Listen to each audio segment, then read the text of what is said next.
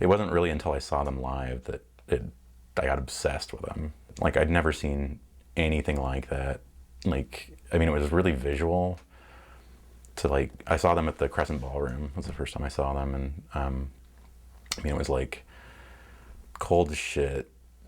Just kind of a scummy big punk show in this old beat up theater that, you know, they just had like giant propane heaters in there, and then there's these like three weird looking guys, you know, like kind of a hesher dude with a sheepskin, you know, fleece Levi jacket with stripy shirts. You know, I think they were wearing Izods and stuff, which was pretty weird at the time. And a rocker guy and some guy with an afro setting up their stuff. And then when they started playing, it was just like, oh my God. And everybody was into it. And it was really an amazing show.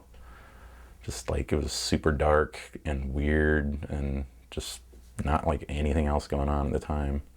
I moved to Eugene after Salem to go to school, and I was there for I think I was there for 4 years. But when I lived there, Toby Vale was living in town, and I met her. We lived in the same apartment building, and she just thought it was weird. Like, I didn't know anybody else that liked the Melvins. None of my friends in Salem liked them at all. She told people in Olympia about me, and I ended up meeting Nirvana that way because they just thought it was really hilarious that there was this dude totally obsessed with the Melvins that lived in Oregon, and I ended up roadieing for them for a while. Like, they invited me to come down to San Francisco if they were playing a show with them, and I went with Kurt's girlfriend and Slim Moon's sister, Tracy and Amy, respectively, and we met up with those guys in Nirvana and went to the show, and that was the first time I'd actually met the Melvins, but I was already in contact with them at that point. I wrote pretty obsessive letters, and they were super nice, and they gave me their phone number, and I mean, they didn't really have a lot of fans at the time.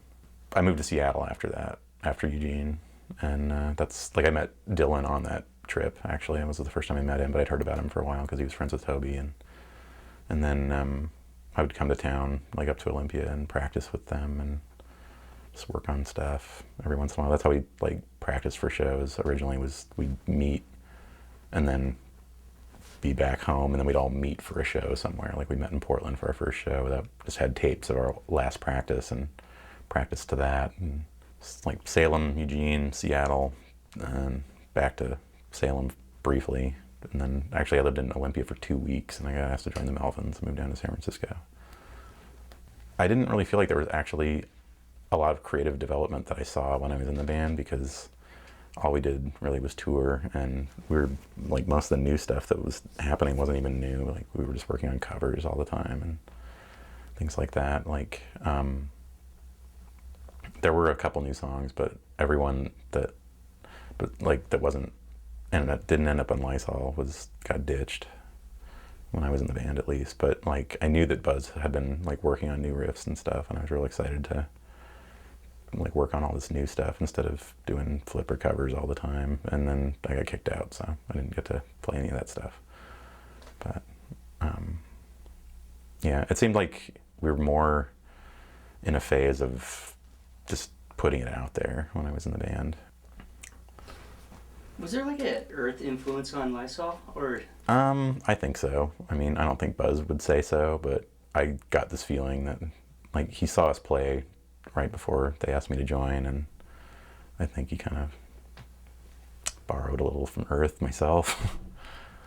But I mean, it still sounds a lot different to me in a lot of ways, but just that one song on Lysol, yeah.